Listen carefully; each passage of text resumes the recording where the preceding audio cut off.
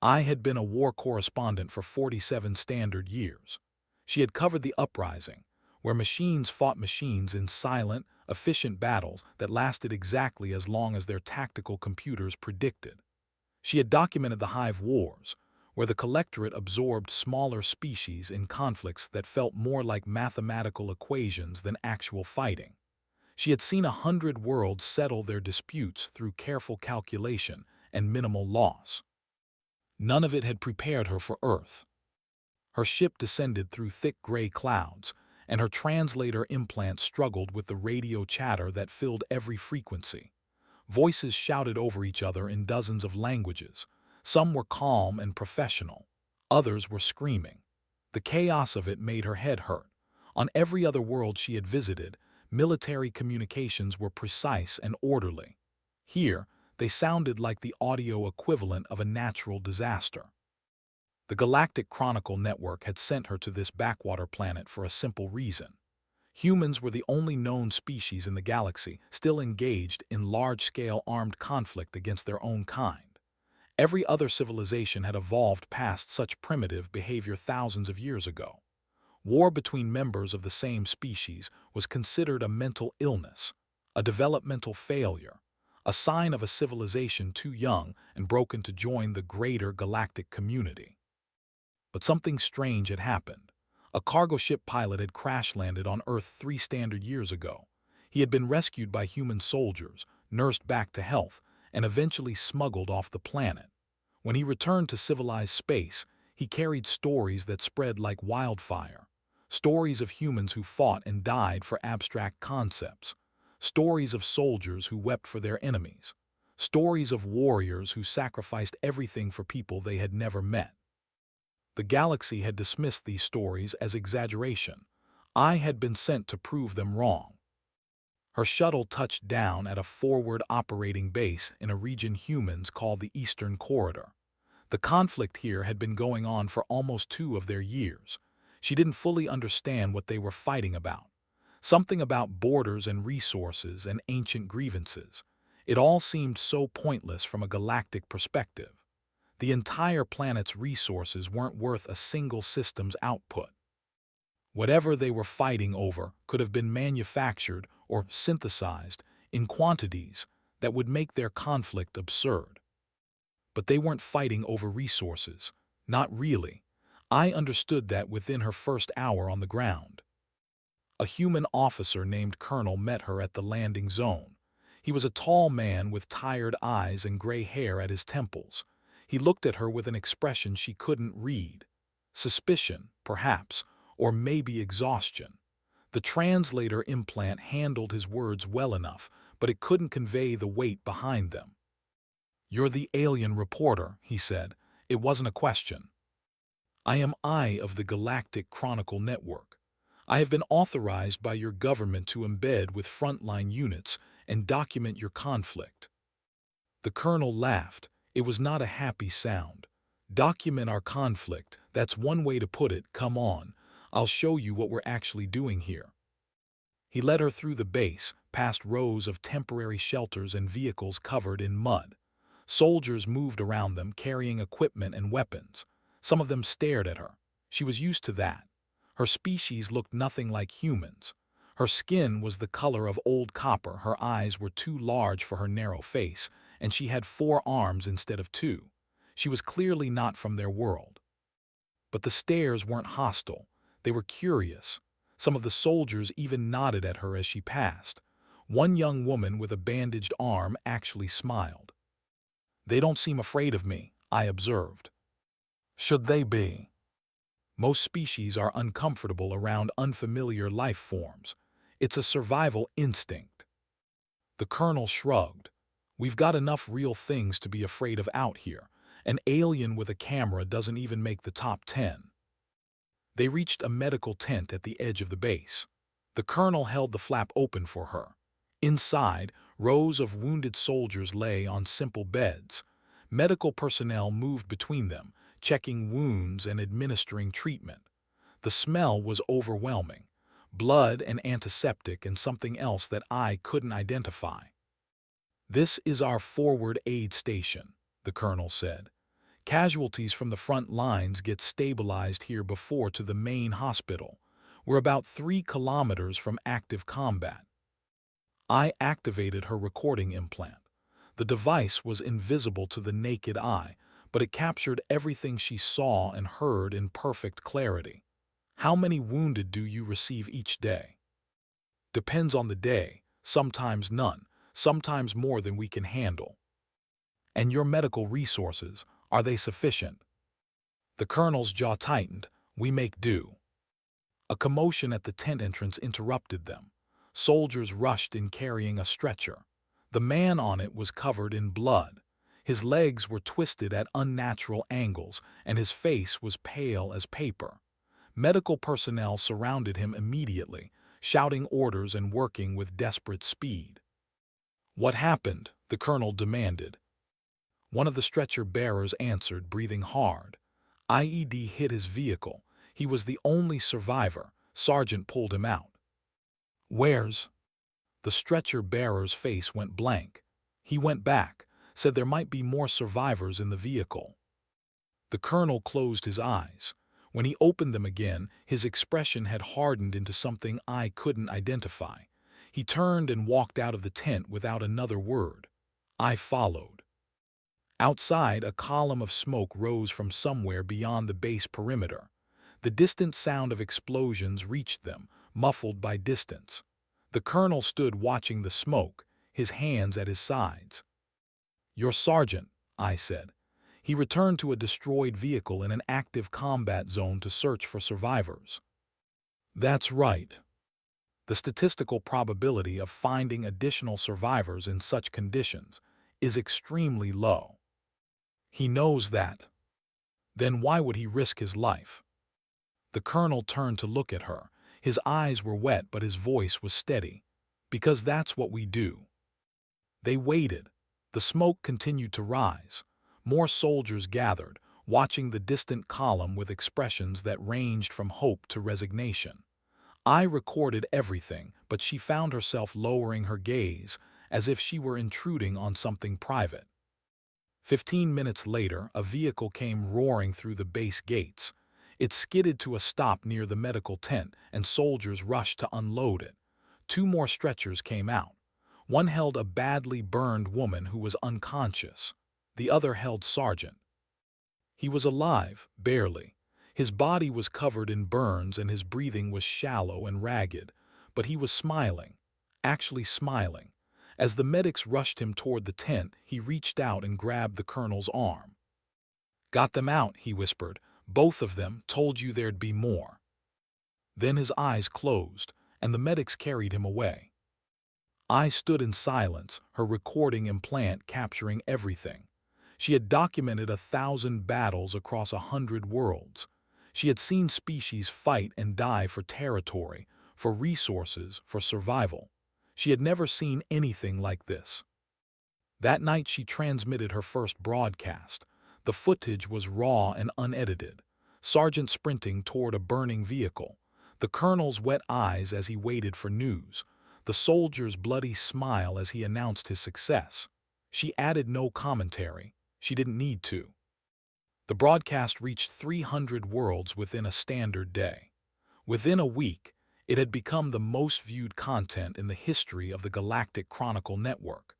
Billions of beings who had never known war, who had never understood why anyone would risk death for another, watched in stunned silence. Her network demanded more. Something about human warfare had touched a nerve the galaxy didn't know it possessed. I didn't understand it yet, but she knew she had stumbled onto something important.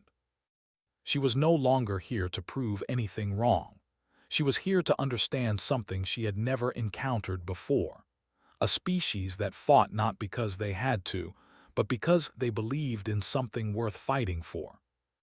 She just didn't know what that something was yet. 3 months passed, and I became a fixture in the Eastern Corridor. The soldiers grew accustomed to her presence. Some of them even forgot she was there, which was exactly what she wanted. The best documentation came when subjects stopped performing for the camera and simply lived their lives. What she captured changed everything. Her second breakthrough came during a supply run to a forward outpost. The convoy had been ambushed, and by the time reinforcements arrived, half the vehicles were destroyed. I had been in the lead truck, protected by soldiers who threw their bodies over hers when the shooting started. She survived without a scratch. 3 of her protectors did not. That night, she watched the survivors sort through captured enemy supplies. Among the items they found was a small group of enemy prisoners, 5 soldiers who had been cut off from their unit and forced to surrender. They were young, younger than I had expected. One of them couldn't have been more than 17 by human standards. Protocol on most worlds was clear. Prisoners were liabilities. They consumed resources and created security risks. The logical approach was to neutralize them and continue the mission. I had seen it happen 100 times. It was efficient. It was practical. It was what rational beings did. The humans did something different. A sergeant named took charge of the prisoners. He was a gruff man with a face and hands that looked like they had seen hard labor. He had lost 2 friends in the ambush that afternoon. By any logical standard, he should have hated these prisoners. They were the enemy. They had killed his people. Instead, he gave them water from his own canteen. "You're thirsty," he said, his voice flat. "Drink." The youngest prisoner looked at the canteen like it might be poisoned, sighed and took a drink himself, then offered it again. This time, the boy accepted. Over the next hour, and his squad shared their rations with the prisoners. They treated their wounds with medical supplies they could barely spare. They gave them blankets and made space for them near the fire. One soldier, a woman named Private Jackson, even gave the youngest prisoner a chocolate bar from her personal stash. "Why are you doing this?" the boy asked through a translator device. His voice shook with confusion and fear. "We are your enemies. We killed your friends." Private Jackson shrugged. "You're just kids. Somebody told you to pick up a gun and you did. That doesn't make you evil, it makes you unlucky. But we would not do this for you. We were told you are monsters." "Maybe we are," Sergeant said. He was cleaning his weapon, not looking at the prisoners. "But we're the kind of monsters who feed our enemies and keep them warm at night. Figure that one out." I broadcast this footage without commentary. Within days, it had generated more discussion across the galaxy than any conflict in recorded history. The Silicon beings of Prime, who had not experienced emotion in 10,000 years, paused their eternal calculations to analyze what they had witnessed. The hive minds of the collectorate, who had never understood individual identity, struggled to process why resources would be wasted on enemy combatants. The response was not uniformly positive. Peace councils across the galaxy demanded that her broadcasts be censored. Critics accused her of glorifying violence, of romanticizing a primitive species that should be quarantined rather than documented. Some suggested that the footage was fabricated, that no species could actually behave this way. But the viewership only grew. I began receiving messages from across the galaxy. Beings who had never felt anything in their lives wrote to tell her that they had wept watching her broadcasts. Species who had eliminated emotion from their genetic code centuries ago reported strange sensations they couldn't identify. Something was happening, something her viewers couldn't explain but couldn't ignore. She began to understand it herself during her 4th month on Earth. A general named Harrison visited the forward operating base. He was a decorated veteran, a man who had commanded forces across multiple campaigns. His reputation preceded him. He was known for his tactical brilliance, his ability to win battles with minimal losses. He was also known for something else. He visited the wounded in the medical tent personally, every single one. He sat by their beds and held their hands and listened to their stories. He memorized their names. When one young soldier died while Harrison was visiting, the general stayed with the body for an hour, silent and still. Later that night, I found him alone behind the command tent. He was weeping, not quietly or with dignity. He was sobbing like a child, his face buried in his hands, his shoulders shaking. She approached carefully. "General Harrison." He looked up. His eyes were red, his face wet with tears. He made no attempt to hide his emotion. That boy was 19 years old. 19. He had a girlfriend back home. They were going to get married when he got back. "You ordered him into battle." "I ordered all of them into battle, every single one, and some of them won't come home because of decisions I made." He wiped his face with his sleeve. "That's what command means. You send people to die and you have to live with it." On other worlds, commanders are selected specifically for their ability to make such decisions without emotional interference. General Harrison laughed bitterly. "Then other worlds are doing it wrong. The day I stop crying for the people I lose is the day I need to stop commanding. If their deaths don't hurt, then their lives didn't matter, and their lives have to matter. Otherwise, what the hell are we even fighting for?" I broadcast this conversation unchanged. The response was immediate and overwhelming. Beings across the galaxy, creatures who had never known grief, watched a human leader weep for his fallen soldiers and felt something shift inside them. The archivists of Nexus Prime, a species that had not experienced new emotional states in 40,000 years, reported the emergence of something they could not categorize. The machine intelligences of Prime began debating concepts they had never before considered relevant. Words like honor and sacrifice appeared in their calculations for the first time. I received a message from her network editor. He was a being of pure energy, a species that communicated through mathematical harmonics. His message was unusually emotional for his kind. "Your broadcasts are causing instability," he wrote. "Viewers are reporting unprecedented psychological experiences. The peace councils believe you are destabilizing galactic society. Some are calling for your recall." She wrote back immediately. "The galaxy hasn't been watching human wars for entertainment. They've been watching to remember something they lost long ago." What did they lose?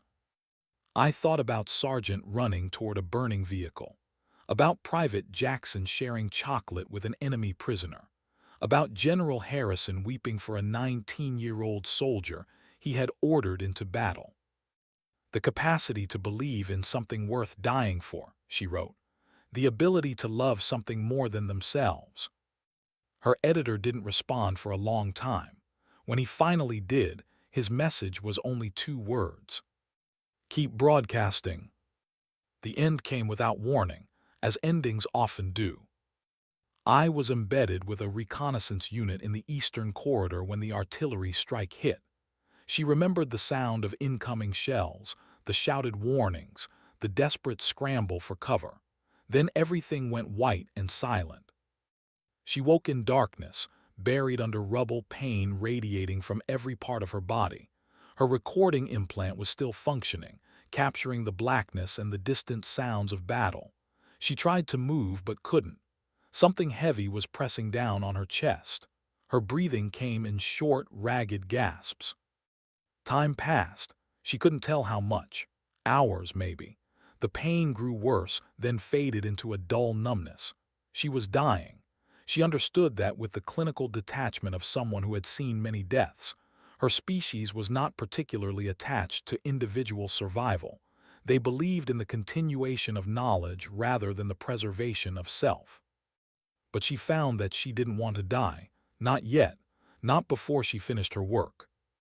Light suddenly flooded her vision. Hands reached down, pulling rubble away.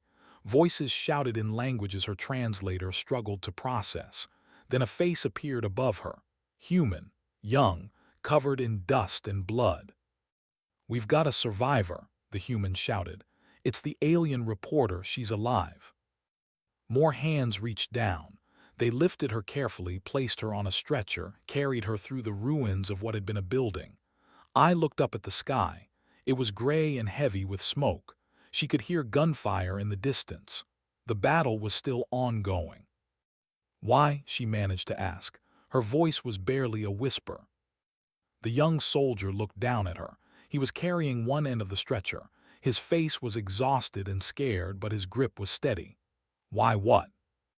Why did you come for me? I'm not one of you. I'm an observer. I'm not worth the risk." The soldier exchanged glances with his comrades.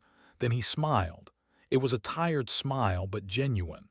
"Lady, we watched your broadcasts. Everyone did. You showed the galaxy who we really are. That's worth something." Another soldier, a woman with a sergeant's insignia, laughed softly. "Besides, leaving you in the rubble would have been bad for PR." They carried her 3 miles to a field hospital, 3 miles through active combat zones under fire, with enemy forces actively trying to kill them. 2 soldiers were wounded during the journey. They kept going anyway. At the field hospital, doctors who had been working for 18 hours straight stopped what they were doing to treat her. Her species had different biology than humans, but they adapted quickly, consulting medical databases and improvising solutions. They saved her life. When she was stable enough to speak, she asked to see the soldiers who had rescued her. Colonel, who had been her first contact on Earth, came to visit instead. "And his squad," she said. "The ones who pulled me out, I want to thank them." The colonel's face was unreadable. "Was killed in action 2 months ago. The squad that rescued you was led by Sergeant. Private Jackson was one of the ones wounded during your..." She's stable. I remembered. The gruff sergeant who had given water to enemy prisoners. The man who had called himself a monster while showing mercy to his enemies. "He came for me," she said. "He risked his life for an alien observer he barely knew." "That's what we do," the colonel said. He sounded tired. "You've been saying that in your broadcasts for months. Did you finally understand what it means?" She thought about it. She thought about everything she had witnessed. Sergeant dying to save strangers. General Harrison weeping for fallen soldiers. Private Jackson sharing chocolate with an enemy child. Carrying her through gunfire because she had shown the galaxy who humans really were. "I think I'm beginning to," she said. 1 week later, she recorded her final broadcast. She sat in a hospital bed, her body covered in bandages, her voice weak but steady. She addressed the galaxy directly. "For 5 months I have documented human warfare. I came to this world expecting to find monsters. I was sent to prove that humans were a primitive species, too violent and broken to join the galactic community. I was wrong." She paused, gathering her strength. "Humans fight. This is true. They kill each other over borders and resources and ancient grievances that make no logical sense. Their wars are brutal and terrible and wasteful. By any rational standard, they should have destroyed themselves long ago." Another pause. She could feel billions of eyes watching across hundreds of worlds. "But they haven't, and I finally understand why. Humans fight not because they love war, but because they love fiercely. They love their families and their homes and their comrades. They love abstract concepts like honor and justice and freedom. They love so intensely that they are willing to die for it." She thought about giving water to enemies who had killed his friends. About Harrison, weeping for soldiers he had ordered into battle.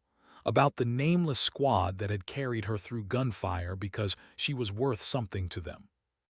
Their wars are terrible precisely because their loves are so profound. They destroy each other because they care so much about what they're protecting. It is a paradox that defies logical analysis. It is also the most beautiful thing I have ever witnessed. Her voice grew stronger. "The galaxy has watched my broadcasts for months. You have seen humans sacrifice themselves for strangers. You have seen them show mercy to enemies. You have seen them weep for the dead and fight for the living. And something has stirred inside you. Something you thought you had evolved beyond. Something you thought you no longer needed." She looked directly at her recording implant. "You needed to remember what it feels like to believe in something, to care about something more than yourselves, to love so fiercely that you would risk everything to protect it. Humans reminded you of this. Their wars, as terrible as they are, have reminded the galaxy what it means to be alive. The broadcast ended. I closed her eyes and waited. Within a standard year, 7 civilizations reformed their defensive forces. They were inspired by human principles they had dismissed as primitive. They built militaries not to conquer, but to protect. They trained soldiers in the human traditions of mercy and honor and sacrifice. A galactic alliance formed, uniting species that had not cooperated in. They did not create this alliance to expand their power. They created it to protect the vulnerable worlds they had long ignored. They called it the Compact of Defenders. Its motto was borrowed from a human text I had quoted in her final broadcast. "Greater love hath no one than this, than to lay down one's life for one's friends." On a dozen planets, monuments rose to honor the human soldiers I had documented. Sergeant, Private Jackson, General Harrison. Their names were carved in stone and crystal and living light, remembered by species they had never known existed. And on Earth, the wars continued. Humans kept fighting and dying for things they believed in. They kept showing mercy to enemies and sacrificing themselves for strangers. They kept proving that the capacity for violence and the capacity for love were not opposites, but two sides of the same fierce, burning heart.